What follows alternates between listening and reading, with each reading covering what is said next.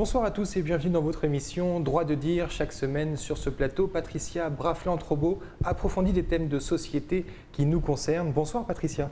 Bonsoir Marius, bonsoir aux téléspectatrices et téléspectateurs d'Éclair Télévision. Alors cette semaine, vous abordez le thème des héroïnes, héros et mémoire collective en Guadeloupe. Tout d'abord, comment définir la mémoire collective? Alors, c'est intéressant de parler de la mémoire collective en ce mois de mai, surtout à 2 jours du 27 mai, qui est le jour où l'on commémore l'abolition de l'esclavage, qui est quand même une date fondatrice de l'histoire de la Guadeloupe. Donc il est important de savoir comment se constitue la mémoire collective, ce qu'elle contient et comment les personnes se l'approprient. Alors la mémoire collective, c'est quoi? C'est le souvenir ou l'ensemble des souvenirs, conscients ou non, d'une expérience vécue ou mythifiée, c'est-à-dire qui relève du mythe, par une collectivité vivante. C'est une identité dans laquelle le sentiment du passé fait partie intégrante de la vie.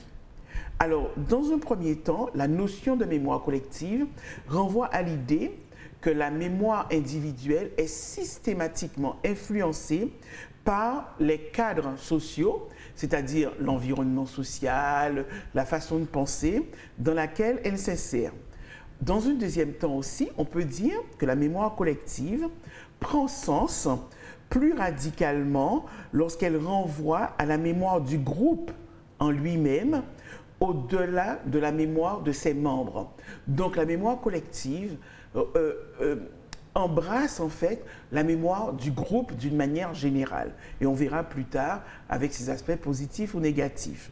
La mémoire collective d'un pays ou d'une population d'une manière générale est représentée par un certain nombre de monuments et de mémoriaux qui sont là pour rappeler cette histoire, pour l'ancrer dans la mémoire, mais aussi dans le paysage visuel.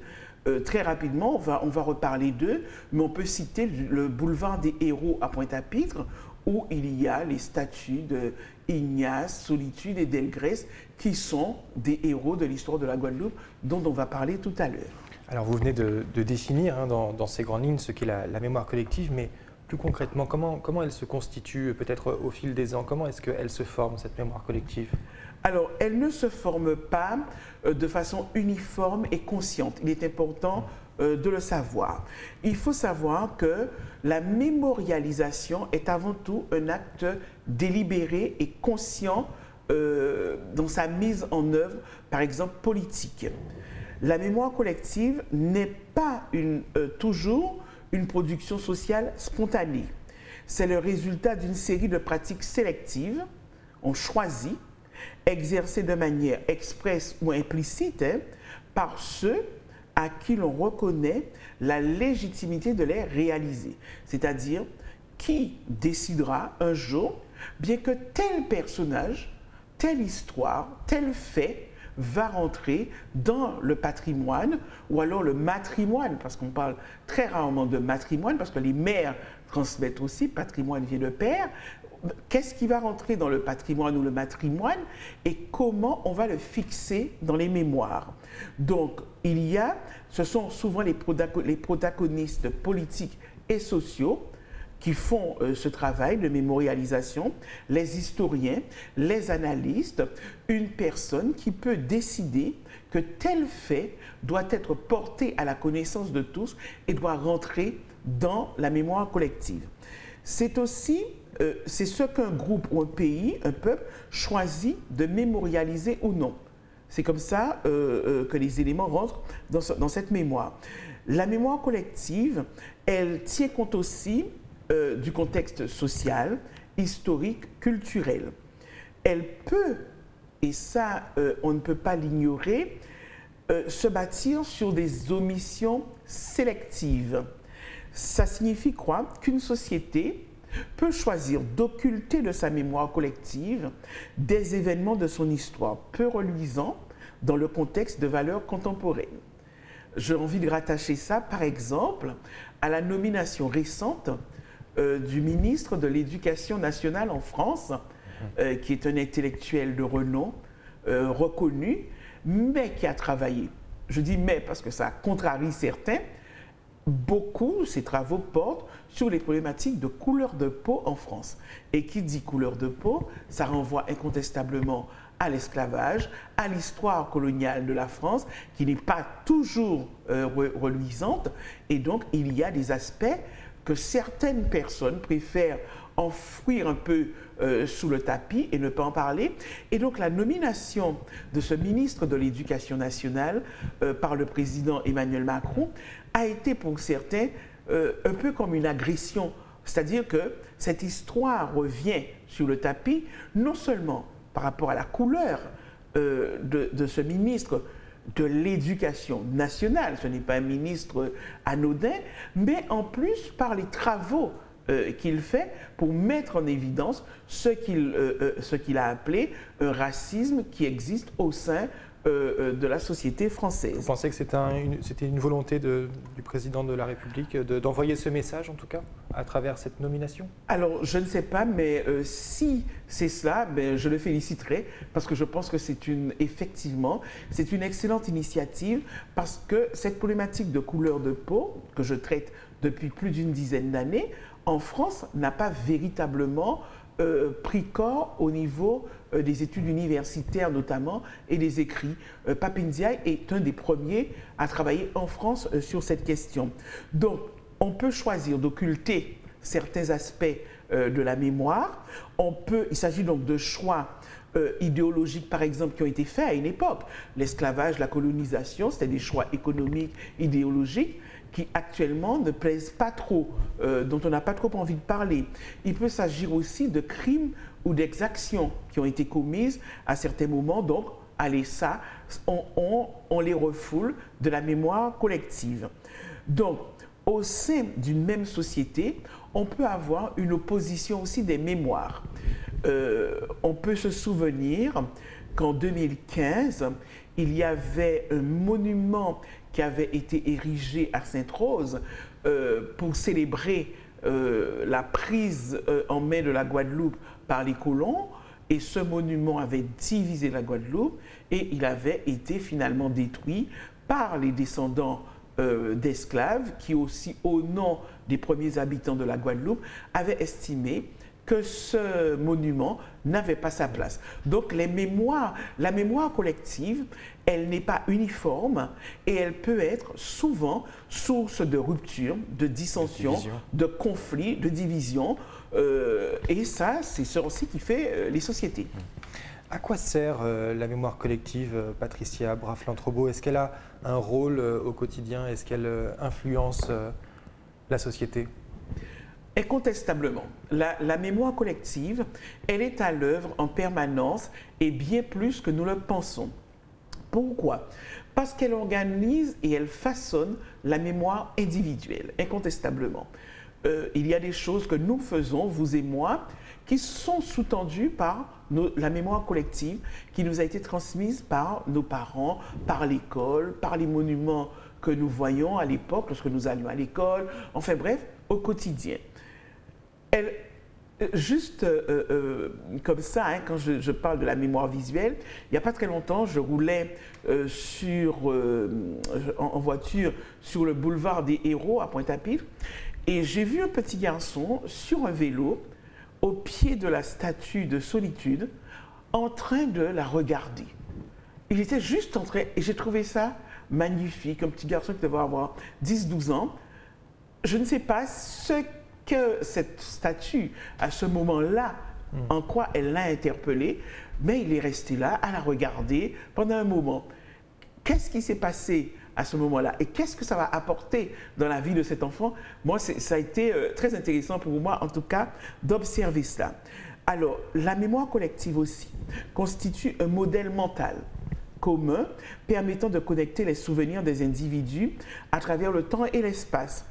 Elle permet aussi d'ériger les luttes, par exemple, concernant la Guadeloupe, les luttes des esclaves, j'en parle dans mon premier ouvrage, pour leur libération, ça devient un modèle pour des personnes qui sont en lutte. Mais pas seulement en lutte concrètes, c'est-à-dire dans des grèves, peu importe, des personnes qui passent des moments difficiles, qui ont envie de franchir un cap, qui ont envie de traverser une épreuve, mais parfois elles invoquent et elles convoquent même la mémoire de ces combattants de la lutte contre l'esclavage, contre son rétablissement. La mémoire collective est constituée de symboles, de récits, de narrations et d'images qui participent à la construction identitaire d'une communauté. La mémoire collective, elle sert aussi à l'affirmation identitaire. Et qui dit mémoire collective dit incontestablement héros et héroïnes au sein de cette mémoire collective. Alors justement, vous en avez cité au moins une, mais qui sont les héros et héroïnes en Guadeloupe? Sont-ils des personnages bien définis? Sont-ils réels ou imaginaires? Alors, ils sont réels et imaginaires. Alors, on va parler, nous sommes au mois de mai, les principales héroïnes et héros dont on peut parler de la mulâtresse Solitude, qui est une héroïne un peu réelle et un peu fictive, parce qu'il y a une très grande histoire autour d'elle, mais il y a aussi beaucoup de débats sur la réalité de qui elle a été. Il n'empêche qu'en dépit de ces débats, elle demeure une figure marquante de la société guadeloupéenne et notamment dans l'histoire des femmes et de la résistance. On va encore parler des femmes. Il y a une autre femme qui a été une très grande résistance aux côtés de Louis Delgrès, qui était sa compagne.